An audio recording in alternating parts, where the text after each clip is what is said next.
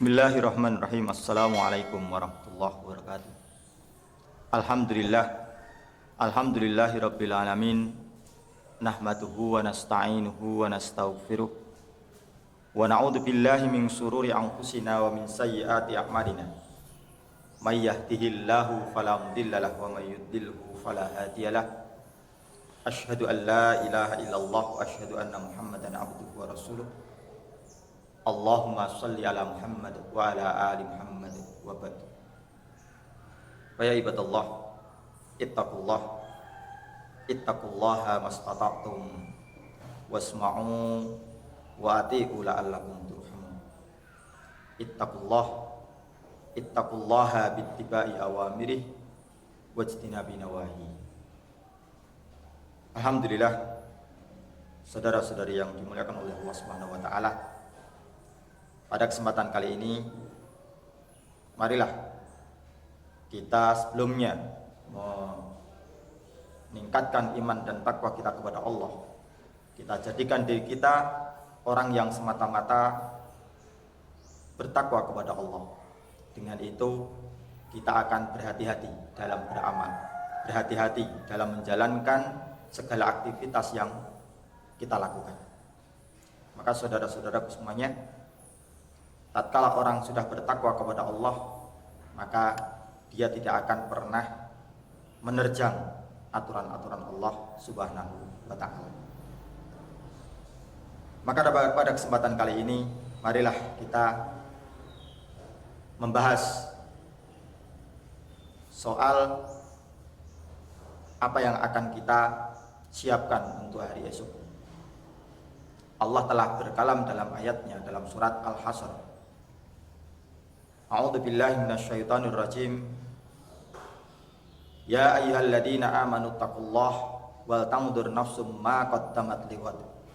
Wattaqullaha innallaha khabirum bima ta'malun.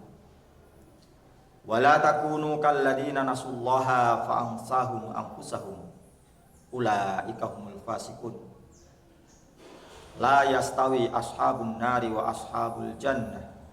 Ashabul jannati humul faizun. Dalam surat Al-Hasr ini Allah mengingatkan kepada orang-orang yang beriman supaya mereka bertakwa kepada Allah dan memperhatikan untuk apa yang mereka dahulukan hari esok, dan supaya mereka bertakwa kepada Allah karena Allah memiliki banyak berita dengan apa yang kita amalkan. Jangan sampai kita ini menjadi orang-orang yang dilupakan oleh Allah, sehingga Allah menjadikan kita ini terlupakan. Artinya orang yang dilupakan oleh Allah yaitu orang yang dijauhkan dari rahmat Allah Subhanahu wa ta'ala. Karena kita melalaikan tugas kita kepada Allah, maka Allah akan menjauhkan kita dari rahmatnya. Dan mereka-mereka itu tergolong orang-orang yang fasik, orang-orang yang dimurkai oleh Allah. Padahal Allah menyatakan dalam ayat berikutnya, la yastawi ashabun nar wa ashabul jannah. Tidak sama antara penghuni neraka dengan penghuni surga, penghuni jannah. Penghuni jannah ini adalah orang-orang yang beruntung, orang-orang yang mereka mendapatkan keberuntungan yang besar. Maka kita berusaha dalam amal kita, dalam segala aktivitas kita. Kita memang betul-betul berharap sebagai modal untuk menghadap kepada Allah. Kita niatkan segala aktivitas karena Allah, sehingga Allah akan menghitung amalan kita itu sebagai amalan yang diterima. Jangan sampai kita beramal niatnya hanya untuk pamer, untuk supaya mendapatkan sanjungan dan lain sebagainya, yang itu semuanya tidak ada arti. Meskipun amal itu sedikit, apabila diniatkan karena Allah, semata-mata mencari ridha Allah, akan membawa keberkahan, membawa manfaat, membawa maslahat nanti di hadapan Allah. Terlebih lagi tatkala kita bisa mengamalkan yang jauh lebih baik yang jauh lebih besar, dan semuanya itu karena Allah, maka Allah akan membalas dengan balasan yang jauh lebih baik pula. Dengan begitu kita akan tergolong orang-orang yang senantiasa beruntung. Dan kalau kita memang betul-betul yakin bahwa antara orang-orang yang beriman dengan orang-orang yang kufur kepada Allah itu keadaannya berbeda, maka pastinya kita akan memilih kepada hal-hal yang membawa keberuntungan nanti di hadapan Allah. Yang pasti adalah hari kiamat itu ada, surga dan neraka itu ada. Sehingga marilah kita memilih yang terbaik. Kalaupun banyak orang mereka memilih kesenangan dunia, kita memilih kesenangan yang diridhoi oleh Allah Subhanahu wa ta'ala.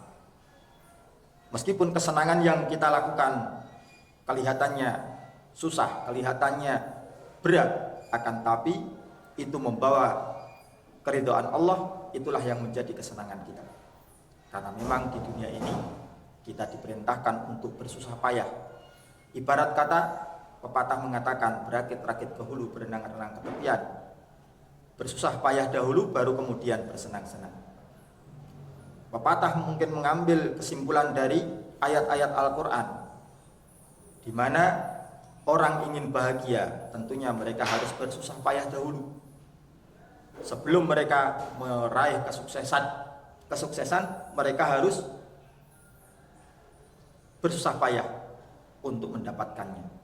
Dengan begitu, orang-orang yang beriman kepada Allah tentunya berusaha semaksimalnya dalam menjalankan ketakwaan kepada Allah, sehingga akan membawa kesuksesan di hadapan Allah Subhanahu wa ta'ala. Dan ayat yang telah dibacakan tadi ini mengingatkan kepada orang-orang yang beriman supaya bertakwa kepada Allah dan memperhatikan dirinya dengan apa yang dia amalkan.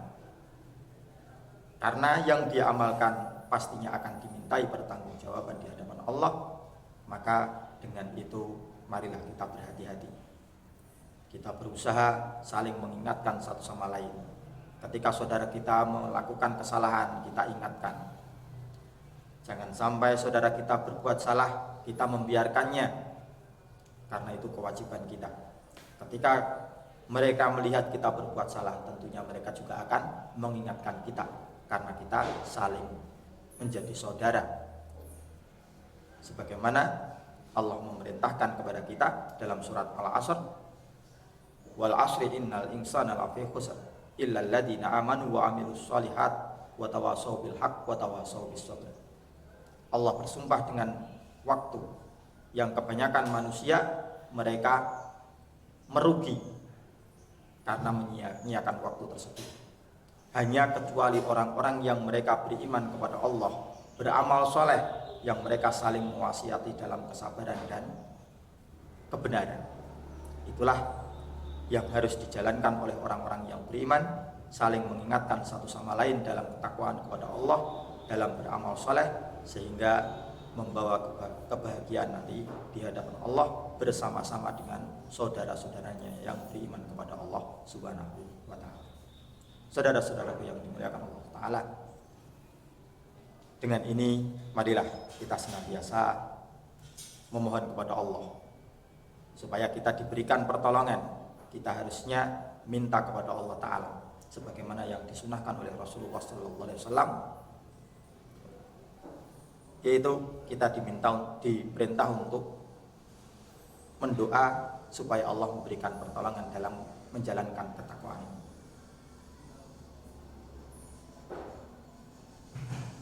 Karena tanpa pertolongan Allah kita tidak akan mampu untuk menjalankan perintah-perintah Allah, untuk meninggalkan larangan Allah Ta'ala. Maka janganlah lupa, Allah lah yang akan menolong kita, dan Allah sajalah yang menjadi pengurus kita. Selebihnya kita diperintahkan untuk ikhtiar. Sekian yang dapat kami sampaikan. Mudah-mudahan Allah memberikan kesabaran dan kekuatan kepada kita dalam menjalankan perintah-perintahnya dan meninggalkan larangan-larangannya. Dengan begitu kita tergolong orang-orang yang mendapatkan kedudukan husnul khatimah.